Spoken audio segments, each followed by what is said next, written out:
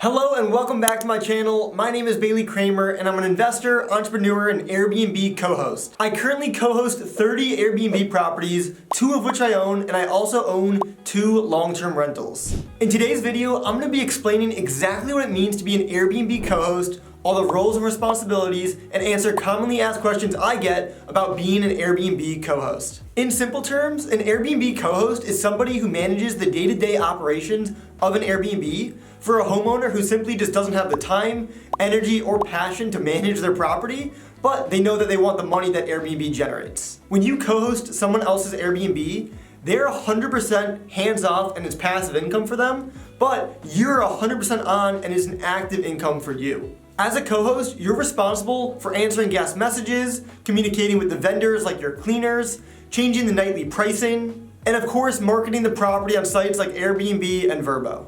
So how much money can you make from co-hosting Airbnbs? One of my favorite parts about co-hosting Airbnbs is that it literally takes no money to start besides a couple $100 for your LLC, and the owner pays for all the expenses, which makes co-hosting a super scalable model. As a co-host, you get compensated on a monthly basis based on the gross revenue that the property generates. You'll typically earn between 15 and 20% of the gross income every single month. So let's just say you're co-hosting one property and it brings in $5,000 per month. If you're co-hosting that property and you're earning 20% of that, that's $1,000 per month. Last month in July of 2022, my properties brought in a total of $147,000, and my take-home cut from that was $16,000. And the craziest part is I've been doing this for less than a year. How much time does it take to co-host Airbnbs? So there are 3 main parts to co-hosting Airbnbs. The first part is getting clients. The second part is setting up the properties to get it ready for Airbnb. And the third is the day-to-day management.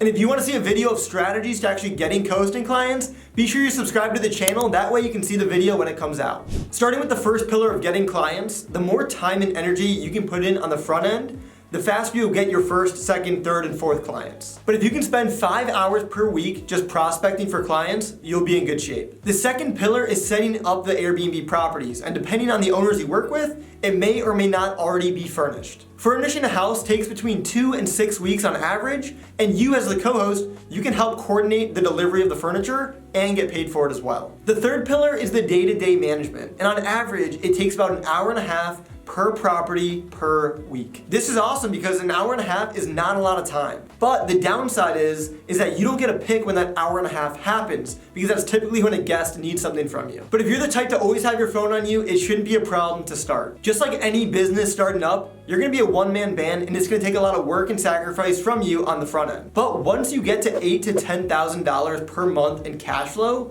then you can start to hire a team and build out an operation to take yourself out of it. Right now, I have 3 employees in my company, so I don't spend any time in the business. All of my time is now focused on the business. What are your favorite parts about co-hosting Airbnbs? My favorite part about the co-hosting business model is that it is super scalable.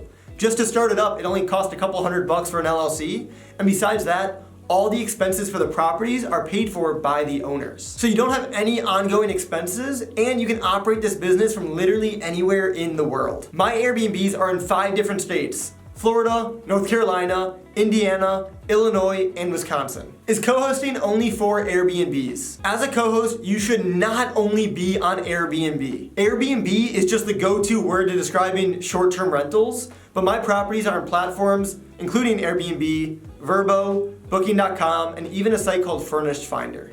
Alright, well, it's time for me to check out of this Airbnb, but if you enjoyed this video, do me a favor and give it a thumbs up and be sure you're subscribed to the channel. And if you have questions about Airbnb, drop them in the comments below and I'll be sure to answer them. Thanks for tuning in and I'll see you guys next time. Peace.